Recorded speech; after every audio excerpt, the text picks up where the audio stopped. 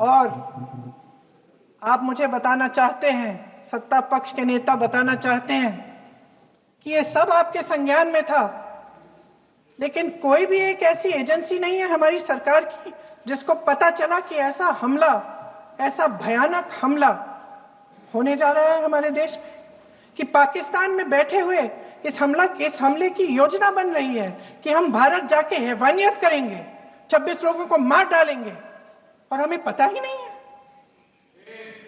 क्या ये हमारी एजेंसियों की विफलता है कि नहीं है? ये बहुत बड़ी विफलता है, एक बहुत बड़ी विफलता है। जानते थे कि ये गुट है, जानते थे कि 5 सालों से ये आतंकवादी हमले कर रहा है, अध्यापकों को मारा, आर्मी के बड़े बड़े अफसरों को मारा, आम जनता को मार डाला, पुलिस वालों को मार डाला, और आप इन पे निगरानी नहीं रख रहे थे। और ये जो एजेंसियां हैं, इनकी जिम्मेदारी कौन लेगा? क्या आईबी चीफ ने अपना इस्तीफा दिया? क्या किसी ने इस्तीफा दिया? गृह मंत्री जी के कार्य क्षेत्र में आता है इंटेलिजेंस ब्यूरो। क्या गृह मंत्री जी ने इस्तीफा दिया? इस्तीफा छोड़िए, जिम्मेदारी ली।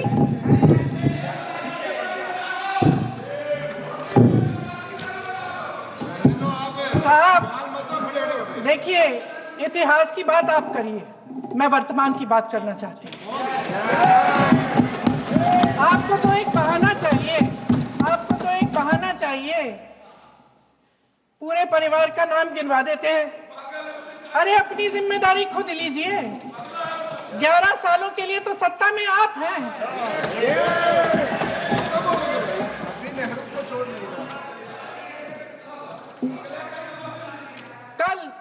कल माननीय गौरव गोगोई जी ने अपने भाषण में पूछा गृह मंत्री जी से, क्या आपकी जिम्मेदारी नहीं थी? मैं देख रही थी। राजनाथ जी, रक्षा मंत्री जी यूं अपना सर हिला रहे थे, कुछ बोले नहीं। अंदर से ये महसूस हुआ होगा कि यहाँ कुछ जिम्मेदारी थी, लेकिन माननीय गृह मंत्री महोदय जी हंस रहे थे, वे हंस रहे थे।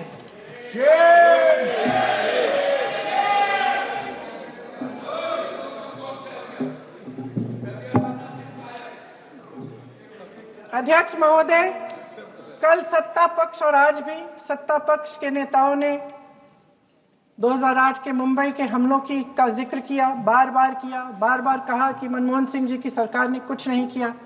ये तो जानकारी होगी ना कि उसी समय जब वो आतंकवादी हमला चल रहा था, तभी उन आतंकवादियों को मार डाला था, एक बचा था, और उसको भी फांसी दे दी थी 2012 में। महाराष्ट्र के मुख्यमंत्री ने इस्तीफा दिया।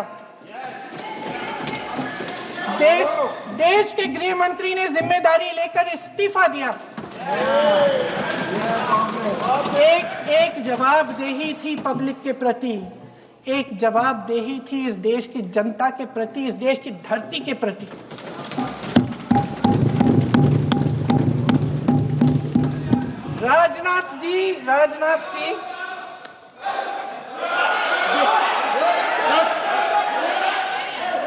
राजनाथ जी तो पुलवामा, उरी और पठानकोट के समय गृह मंत्री रहे थे। आज वे रक्षा मंत्री हैं, और हमारे गृह मंत्री महोदय श्री अमित शाह जी के नाक के नीचे पूरा मणिपुर जल गया, दिल्ली में दंगे हुए, पहलगाम में हमला हुआ, और आज भी वे उसी पद पर बैठे हैं। क्यों? अध्यक्ष महोदय, बमबारी से अखबारों के हेडलाइन बनते हैं, मगर कहानी सुरक्षा में की चूक में भी है। आज देश खोखले भाषण नहीं सुनना चाहता, देश जवाब चाहता है, तसल्ली चाहता है कि सच उससे छिपाया नहीं जाएगा। देश जानना चाहता है कि उस दिन अप्रैल 22, 2025 को क्या हुआ और क्यों हुआ। आप तो खुद अपनी पीठ थपथपाने में लगे रहते हैं। सेना, देश, संसद से सच छुपाते हैं। ऑपरेशन सिंदूर जब शुरू हुआ हम सब ने समर्थन किया, सब एकजुट होकर खड़े हो गए इस देश के लिए। दोबारा होगा, दोबारा खड़े हो जाएंगे।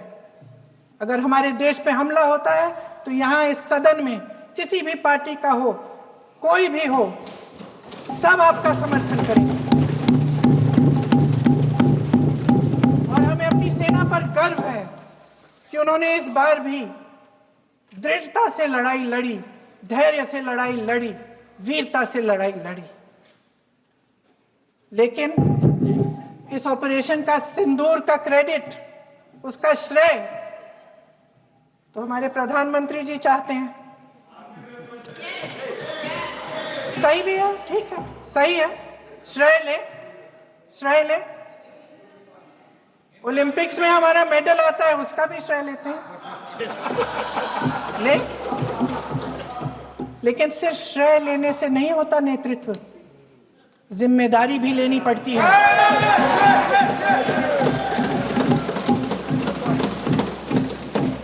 देश के इतिहास में ये पहली बार हुआ, देश के इतिहास में ये पहली बार हुआ कि जंग होते होते ही रुक गई है जी। और इस रुकावट का ऐलान हमारी सरकार, हमारी सेना नहीं करती, अमेरिका के प्रेसिडेंट करते हैं, अमेरिका के राष्ट्रपति करते हैं। ये हमारे प्रधानमंत्री महोदय की गैर जिम्मेदारी का सबसे बड़ा प्रतीक है।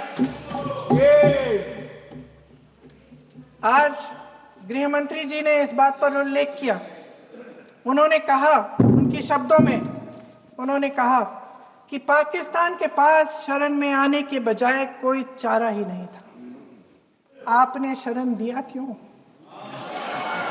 वो आते हैं आपके देश के अंदर, लोगों को मार डालते हैं और आप उनको शरण दे रहे हैं। क्यों दिया शरण? इसका जवाब क्यों नहीं दिया है एक भी भाषण में? जैसे ये बात उठी, शरण की बात की, हमारे गृह मंत्री जी ने इतिहास में चले गए। नेहरू ने क्या किया, इंदिरा गांधी ने क्या किया, यहां तक कि मेरी मां के आंसुओं तक चले गए। लेकिन इस सवाल का जवाब नहीं दिया कि ये सीज फायर हुआ क्यों, ये जंग रुका क्यों, और तब क्यों रुका जब दुश्मन के पास कोई चारा नहीं था हमारे श्रेय में आने के बजाय। क्यों रुका ये जंग? इसका जवाब नहीं दिया। धन्यवाद। आप देंगे?